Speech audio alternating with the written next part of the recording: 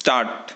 पिछले दिनों supreme court ने अपने एक अहम फैसले में कहा कि किसी उच्च शिक्षित व्यक्ति का अपने जीवन साथी की प्रतिष्ठा और करियर को खराब करने की मंशा से मिथ्या आरोपों को गढ़ना, उसे अपूरणीय क्षति पहुंचाना मानसिक क्रूरता है। विराम। सामाजिक और वैधानिक दोनों ही दृष्टि से यह एक ऐसा फैसला है जो लैंगिक समानता की खोई हुई उस संभावना को पुनर्स्थापित करता है जो बीते कुछ दशकों में लैंगिक समानता की खंडित परिभाषा के नीचे कहीं दम तोड़ रही थी। विराम। वास्तविकता तो यह है कि लैंगिक समानता का अर्थ सिर्फ महिलाओं के अधिकारों के संरक्षण मात्र तक सीमित होकर रह गया है, जबकि इसका वास्तविक अर्थ तो बिना किसी जैविक भेद के समान स्तर पर समानता है। विराम। इसमें किंचित कोई संदेह नहीं कि आज भी आदि दुनिया जीवन के हर स्तर पर संघर्ष कर रही है और व्यवस्था ने उसे वह स्थान नहीं दिया जिसकी वह अधिकारिणी है। परंतु यह भी उतना ही सत्य है कि समानता के इस संघर्ष के बीच एक ऐसी धारा बह निकली जहां पुरुषों को निरंतर शोषक एवं महिलाओं को शोषित के रूप में चित्रित किया गया। विराम। जब जनमानस भी इस तथ्य को स्वीकार कर बैठा है कि स्त्री कभी भी शोषण नहीं कर सकती। विराम। क्या वाकई ऐसा मानना तार्किक है?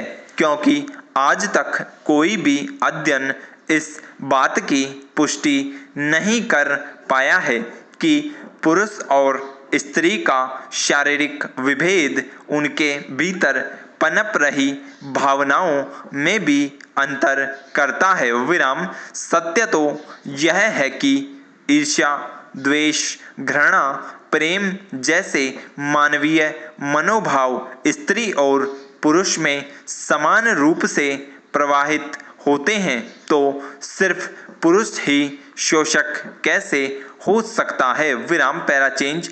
यह दुर्भाग्यपूर्ण परंतु सत्य है कि आमजन से लेकर हमारी न्यायिक व्यवस्था पुरुषों की पीड़ा की उपेक्षा करती है। विराम। घरेलू हिंसा निरोधक अधिनियम, दहेज निरोधक अधिनियम और कार्यस्थल पर यौन उत्पीड़न अधिनियम स्पष्टतः महिलाओं को सुरक्षा और सम्मान का जीवन देने के लिए बनाए गए। विराम।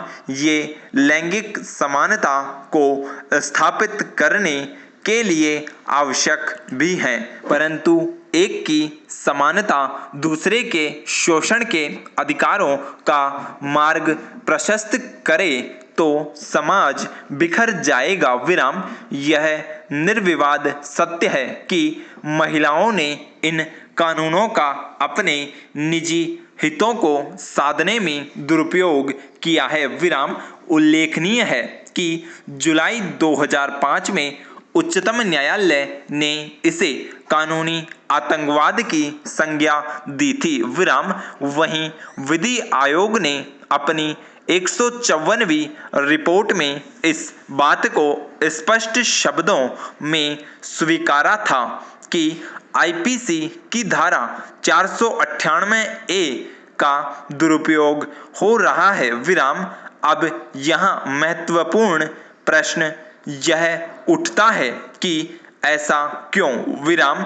दरअसल संपूर्ण भारतीय समाज एक सामाजिक सांस्कृतिक संक्रमण काल से गुजर रहा है जहां रिश्तों में भौतिकता ने घुसपैठ कर ली है और संबंधों में प्रेम खत्म हो रहा है, जिसके चलते अहम टकराने लगे हैं। विराम इन परिस्थितियों के बीच विगत कुछ दशकों में एक और परिवर्तन आया है। विराम महिलाएं शिक्षित हुई है। विराम उन्होंने अपने विधिक अधिकारों को जाना है। विराम हालांकि यह किसी भी समाज एवं देश की उन्नति के लिए आवश्यक भी है, परंतु इसके साथ निजी स्वार्थों की पूर्ति के लिए कानूनी संरक्षण के अंतर्गत मिले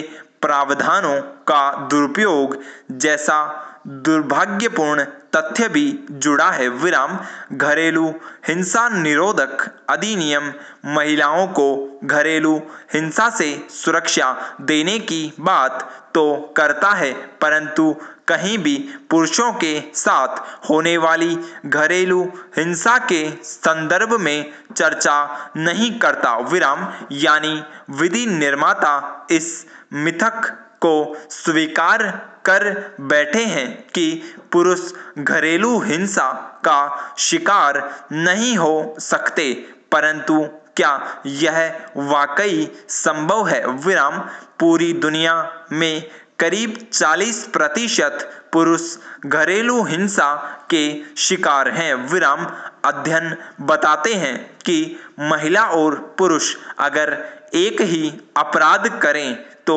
उसके लिए पुरुषों के जेल जाने के आसार महिलाओं के मुकाबले 3 से 4 गुना ज्यादा होते हैं। विराम Indian journal of community medicine के मुताबिक 21 से 49 वर्ष के 53% पुरुषों के साथ सिर्फ इसलिए हिंसा होती है क्योंकि वे पुरुष हैं। विराम विश्व भर में घरेलू हिंसा से सुरक्षा संबंधी कानून स्त्री और पुरुष में कोई भेद नहीं करता। विराम यही कारण है कि जर्मनी में पिछले वर्ष 26,000 पुरुषों ने अपने विरुद्ध हो रही घरेलू हिंसा की शिकायत दर्ज करवाई। विराम वहीं मैक्सिको में घरेलू हिंसा के कुल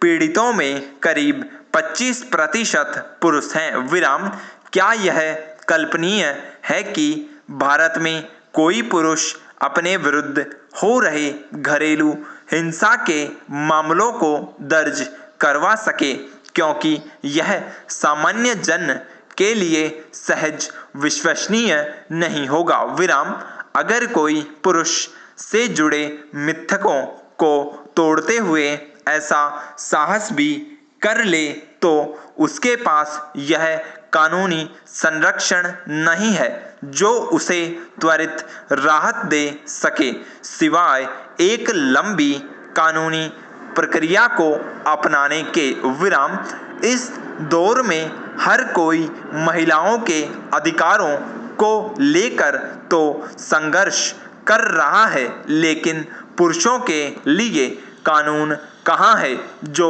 महिलाओं द्वारा झूठे मामलों में फंसा दिए जाते हैं। विराम इस बारे में कदम उठाने का वक्त आ चुका है। विराम पुरुषों के अधिकारों की पैरवी में राज्यसभा सदस्य सोनल मानसिंह ने सोमवार को संसद में महिला दिवस की तरह पुरुष दिवस भी जोर शोर से मनाने की वकालत की। विराम पैराचेंज स्वाभाविक है कि किसी एक पक्ष के लिए न्याय की लड़ाई पूर्वाग्रह से इतनी भी ग्रस्त नहीं होनी चाहिए कि दूसरा पक्ष बिना अपराध के ही प्रताड़ित और अपमानित होता रहे। विराम निरंतर हो रहे दुरुपयोग के चलते महिलाओं के संरक्षण के लिए बने कानूनों ने समाज के एक तबके को भयभीत कर दिया है। विराम अब समय आ गया है कि इन कानूनों पर पुनर्मंथन किया जाए क्योंकि बदले सामाजिक परिवेश के साथ साथ न्याय की पुनर्व्याख्या अगर नहीं की जाए तो वे समाज के लिए उपयोगी नहीं रहते। विराम, स्टॉप।